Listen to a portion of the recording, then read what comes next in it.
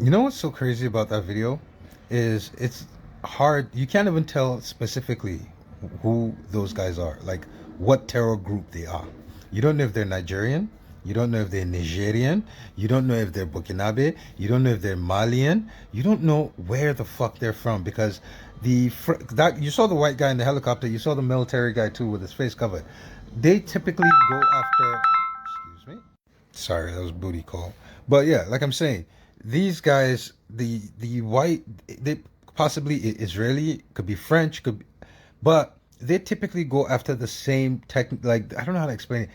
Phenotype, same phenotype. I don't know how to explain. Like they go after the Tuareg, the Berber, the Fulani, and it's almost always the same ethnic category. Like they're nomadic,